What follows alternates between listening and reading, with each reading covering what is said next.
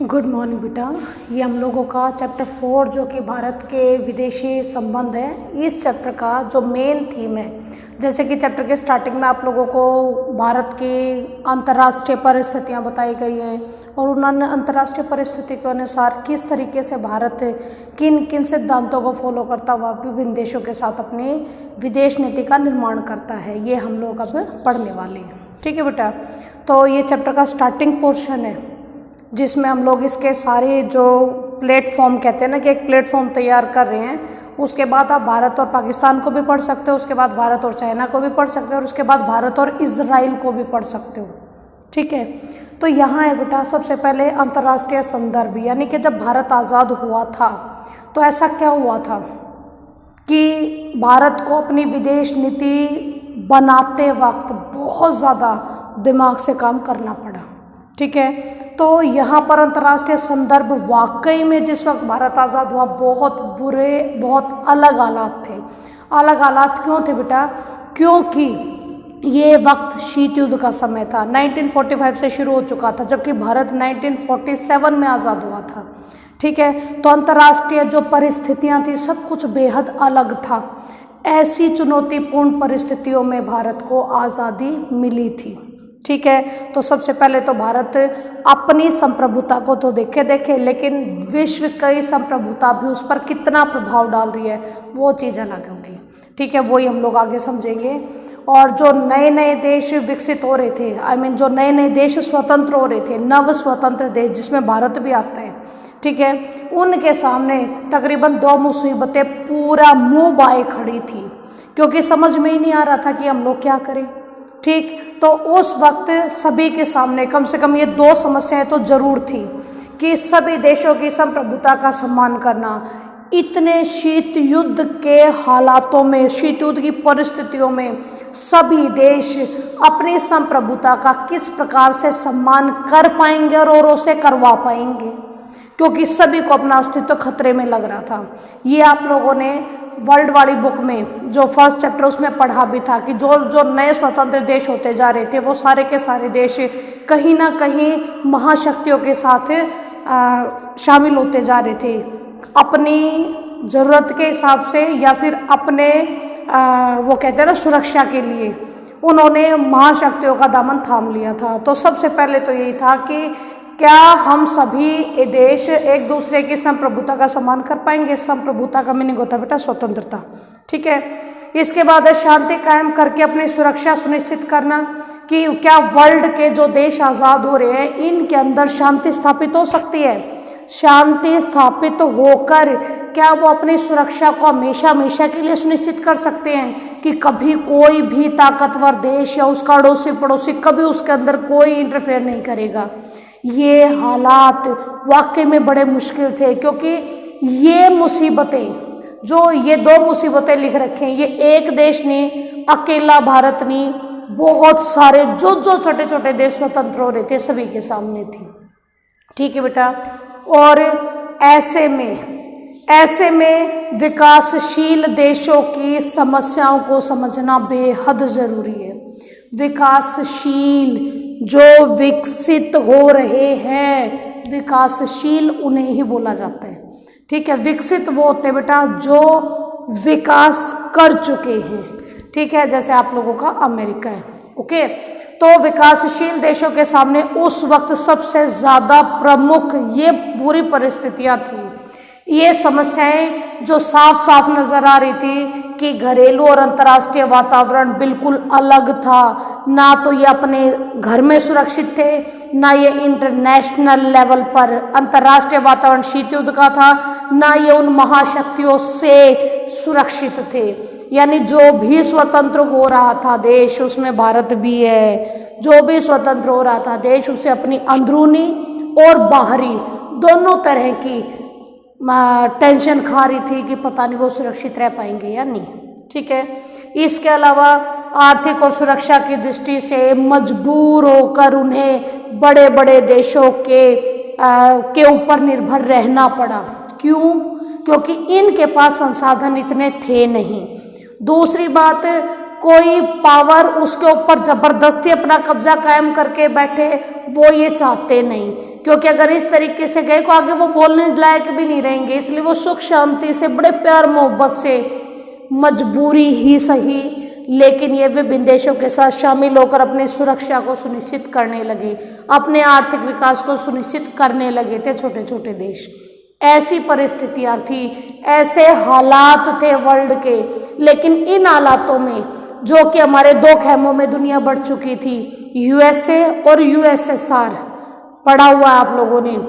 USA जो पूरा का पूरा पश्चिमी पार्ट को ले गया, यूएसएसआर जो पूरा का पूरा पूर्वी हिस्से को ले गया, और पूरा विश्व हम लोगों को दो तरह की अलग अलग गुटों में बटा हुआ नजर आने लगा। इन्हीं परिस्थितियों में अब शुरू होती है भारत की मुख्य भूमिका। भारत ने गुट निरपेक्षता नाम का एक तीसरा ऑप्शन दिया सभी नव स्वतंत्र देशों को। और ये ऑप्शन इस तरीके से दिया कि तुम्हें ना यूएसए के साथ जाना, ना यूएसएसआर के साथ जाना, तुम लोग अलग रहो और अलग रहकर अपना विकास खुद करो। जितने भी छोटे छोटे देश हैं, सब के सब देश एक दूसरे के साथ मिलकर काम करेंगे, एक दूसरे का सहयोग करेंगे, एक दूसरे के सहयोग से विकास करेंगे, लेकिन महाशक्तियों के पास नहीं जाएंगे। ठीक है, तो ऐसी ही गुट निरपेक्षता की नींव भारत ने स्वतंत्रता से पहले ही डालनी शुरू कर दी थी बेटा। स्वतंत्रता से पहले क्यों डालनी शुरू कर दी थी? क्योंकि भारत चाहता था कि हम जब आज़ाद हो तो किसी भी एंगल से हम लोग इन महाशक्तियों के प्रभाव में ना रहें। ठीक है, इसके लिए इन्होंने 1947 याद रखो, वही साल जो हमारी आज़ादी का था। ठीक है, 1947 के मार्च में इसने एशिया और अफ्रीका के देशों के साथ मिलकर नेहरू जी ने एक कॉन्फ्रेंस का निर्माण किया और उसमें डिसाइड किया कि जितने भी हम लोग स्वतंत्र देश हैं, ये किस तरीके से दोनों महाशक्तियों से बचते हुए अपने आप को सुरक्षित रखने का काम करेंगे। और उस वक्त ये भी डिसाइड हुआ था बेटा कि हम सब एक दूसरे के साथ मिलकर काम करेंगे। ठीक है, एक दूसरे के साथ मिलकर काम करेंगे। अगर एशिया और अफ्रीका के देश आपस में सहयोग करेंगे तो हो सकता है कि हम उन महाशक्तियों के प्रभाव से बचे रहें। ठीक है, लेकिन ये 47 में गुट निरपेक्षता संबंधी कोई विचार अभी नहीं था बेटा। ये विचार आया 1955 में बार्डुंग सम्मेलन में। आप लोगों के दोनों बुकों में बार्डुंग सम्मेलन अलग अलग डेट लिखी हुई है, एक में 1956 लिखा हुआ है, एक में 1955 लिखा हुआ है। बार्डुंग सम्मेलन की सही डेट 1955 है।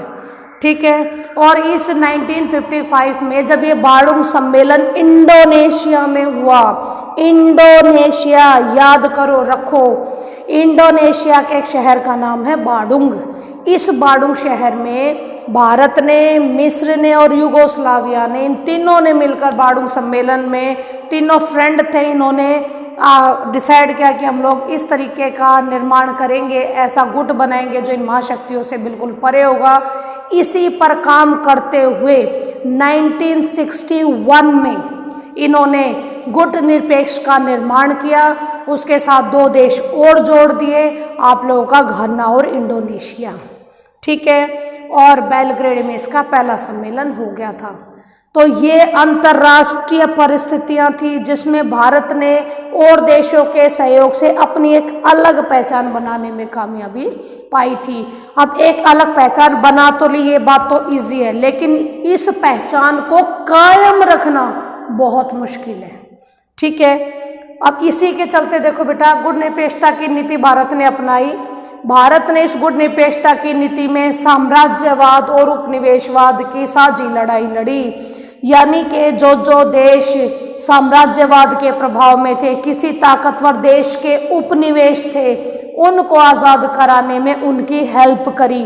घाना और इंडोनेशिया, जो कि 1956 में आज़ाद हुआ था इंडोनेशिया, इनकी आज़ादी में भारत ने अपनी तरफ से बहुत महत्वपूर्ण भूमिकाएं अदा की थी। ठीक है, भारत के प्रयासों के कारण कह सकते हैं हम लोग कि इनको सफलता प्राप्त हुई थी आज़ादी पाने में। इसके बाद नेहरू जी की विदेश नीति के उद्देश्य, भाई ये तीन आप लोगों की बुक में प्रॉपर लिखे हुए हैं, इसलिए मैंने आप लोगों को दे रही हूँ। अगर छोटा क्वेश्चन आता है तो आप लोग इसको इस तरीके से लिखेंगे, लंबा बड़ा क्वेश्चन आता है तो उसमें आप लोग ये डालेंगे, ठीक है, कि हमारे नेहरू जी की विदेश नीति के उद्देश्य क्या थे। ठीक है, नेहरू जी की विदेश नीति कह दो भाई, चाहे भारत की विदेश नीति कह दो, दोनों एक ही क्वेश्चन समझना। ठीक है, क्योंकि आज़ादी के बाद जो विदेश नीति अपनाई गई नेहरू जी के हाथों से हुई, इसलिए हम उसको नेहरू की विदेश नीति बोल देते हैं, और वो भारत की थी इसलिए हम इसको भारत की विदेश नीति भी बोल देते हैं। बच्चे बड़े कंफ्यूज होते हैं कि मैडम ये दो क्वेश्चन है, और मैं हर बार कहती बेटा ये दो क्वेश्चन नहीं है, ये एक ही क्वेश्चन है। भारत की विदेश नीति कहो या फिर आप लोगों को नेहरू की विदेश नीति कहो, दोनों एक ही बातें हैं। ठीक है, तो आप लोगों के नेहरू की विदेश नीति का सबसे प्रमुख उद्देश्य था कि कठिन संघर्ष से प्राप्त संप्रभुता को बनाए रखना। ये बात तो सभी को पता थी कि सब ने कितनी मेहनत करी है, पता नहीं कितने लोगों ने जान गंवाई है, कितने लंबे सालों तक कितनों ने जेल के अंदर अपने जीवन को खत्म करवा दिया है। अब इन हालातों में जो हमें स्वतंत्रता मिली है, नेहरू जी का पहला उद्देश्य था कि उस स्वतंत्रता को हमेशा हमेशा के लिए हम बना के रखेंगे। ठीक है, उस स्वतंत्रता को हमेशा हमेशा के लिए हम बना के रखेंगे। दूसरी बात, क्षेत्रीय अखंडता को बनाए रखना। भाई क्षेत्रीय अखंडता, प्रॉपर जो इलाके हैं भारत के, वो एकता और अखंडता के सूत्र में बांधे थे। ठीक है, आपको याद होगा आपके जो पटेल जी थे, वल्लभ भाई पटेल जी, बड़ी महत्वपूर्ण भूमिका, ऐतिहासिक भूमिका निभाई थी उन्होंने पूरे भारत को जोड़ने में। तो जो क्षेत्रीय एकता और अखंडता थी, उस एकता और अखंडता को हमेशा हमेशा के लिए बनाए रखना, बचा के रखना, कभी कोई ऐसा काम ना करना जिससे देश की एकता को कोई ठेस पहुंचे। इसके बाद बेटा तेज रफ्तार से आर्थिक विकास करना, क्योंकि जिन हालातों में भारत आज़ाद हुआ था उन हालातों में किसी भी एंगल से भारत आर्थिक विकास को अपना उद्देश्य ना बनाए ऐसा हो ही नहीं सकता था, क्योंकि बेटा इतने गरीब, इतनी बेरोजगारी, संसाधनों की खूब कमी, विदेशी मुद्रा का ना होना, ये इतनी सारी दिक्कतें थी कि इन पर अब हमें वो कहते हैं ना कि विजय प्राप्त करनी थी। विजय प्राप्त करनी थी, हमें चाहिए था कि हम लोग प्रॉपर तरीके से अपने देश को आर्थिक विकास के सर्वोत्कर्ष शीर्ष पर लेके जाए। ठीक है, तो ये तीन महत्वपूर्ण आप लोगों के नेहरू जी के विदेश नीति के उद्देश्य थे। अब ये बड़ा क्वेश्चन आता है, अगर ये नंबर 6 नंबर के क्वेश्चन में आता है तो आप लोगों को ये सारे पार्ट्स लिखने होंगे, जिसमें सबसे पहले गुटनिरपेक्षता मैंने अभी बताई कि जो भारत है या फिर नेहरू जी हैं वो गुटनिरपेक्षता के माध्यम से, गुटनिरपेक्षता के माध्यम से पूरे वर्ल्ड में जो शीत युद्ध का माहौल था उसे नरम करना चाहते थे। ठीक है, एक अलग से अपने आप में ही एक ऐसा गुट निर्मित करना चाहते थे जिससे महाशक्तियों से अलग रहकर भी कम विकसित देश अपना विकास कर सके। ठीक है, पंचशील के सिद्धांतों का बड़ा सम्मान किया भाई भारत ने कभी भी किसी भी देश के किसी भी मामले में हस्तक्षेप करने की जरूरत नहीं की, क्योंकि पता था भाई जैसी रणनीतियां हम लोग निभा के चलेंगे वैसे ही सामने वाला करेगा। आज हम उसके अंदरूनी मामलों में हस्तक्षेप करें, कल को वो हमारे में करेगा। तो पंचशील के समझौतों का भारत ने बहुत सम्मान किया और कभी किसी देश को इस परिस्थिति में नहीं डाला कि उसे भारत के ऊपर उंगली उठानी पड़ी। ठीक है, इसके अलावा साम्राज्यवाद का विरोध, जैसे कि यहाँ ऊपर भी बताया था आप लोगों को कि भारत साम्राज्यवाद के बिल्कुल खिलाफ था, क्योंकि हम लोग लगभग 200 साल तक ये गुलामी झेल चुके थे और हम लोग बिल्कुल नहीं चाहते थे कि कोई देश ऐसी गुलामी फिर सहे। ठीक है, तो साम्राज्यवाद का हमेशा भारत ने विरोध किया है। यूएनओ के सिद्धांतों का सम्मान करना, भाई भारत यूएनओ का बिल्कुल प्रॉपर भगत है। अगर यूएनओ कहता है ये करना है तो भारत आंख मिच के कहेगा भाई करना है। ठीक है, क्यों? क्योंकि भारत को लगता है कि एक यूएनओ ही है जो सभी को साथ लेकर चलने का काम कर सकता है। इसीलिए यूएनओ में जो भी डिसीजन लिए जाते हैं, जो भी कानून बनते हैं इंटरनेशनल लेवल तक के, भारत सभी का सम्मान करता है और सभी को फॉलो भी करता है। ठीक है, रंग भेद की नीति का भारत ने हमेशा विरोध किया भाई, जैसे कि दक्षिण अफ्रीका में थी। दक्षिण अफ्रीका में नेल्सन मंडेला जी के बारे में आप लोग जानते हो। तो दक्षिण अफ्रीका जब इनके अंग्रेजों के प्रभाव से आज़ाद हुआ तो सबसे पहले भारत उसके साथ खड़ा हुआ उसकी आज़ादी को समर्थन देने के लिए, ठीक है, क्योंकि भारत भी नहीं चाहता था कि जाति भेदभाव या रंग भेदभाव किसी भी एंगल से किसी भी देश के लिए इस लेवल तक बन जाए कि वो लोगों के जीवन को ही नष्ट करना शुरू कर दे। तो भारत खुद भी नहीं चाहता था और औरों में जिसमें विरोध हो रहा था देशों में, उसका सहयोग भारत ने हमेशा ही किया है, ठीक है। इसके बाद भाई क्षेत्रीय अखंडता का सम्मान करना, बात बिल्कुल वहीं आ जाती है। जब भारत अपनी क्षेत्रीय अखंडता का सम्मान करना चाहता है और औरों से करवाना चाहता है तो भारत भी किसी दूसरे की किसी भी क्षेत्रीय अखंडता को लेकर कभी भी कोई गलत डिसीजन नहीं लेगा। ये डिसाइड कर लिया था आज़ाद होते, ठीक है, कि जब हम दूसरे के घर में झांकेंगे ही नहीं तो दूसरा हमारे घर में क्यों झांकेगा, ओके। इसके बाद बेटा किसी भी देश के आंतरिक मामलों में बिल्कुल हस्तक्षेप नहीं करना। हालांकि बार बार भारत पर ये आरोप लगे हैं। 1971 में जब पूर्वी पाकिस्तान में बांग्लादेश को लेकर वो लोग खूब उग्र हो गए थे, विद्रोह करने पर उतारू हो गए थे, तब भारत ने इनका सहयोग किया। तो पश्चिमी पाकिस्तान ने ये आरोप लगाया भारत पर कि वो हमारे अंदरूनी मामलों में दखलंदाजी कर रहे हैं। लेकिन भाई परिस्थितियां अंदरूनी दखलंदाजी की नहीं थी। जितने भी आपको पता होगा 80 लाख शरणार्थी थोड़े नहीं होते और सब के सब भारत में घुसे जा रहे, भारत में घुसे जा रहे।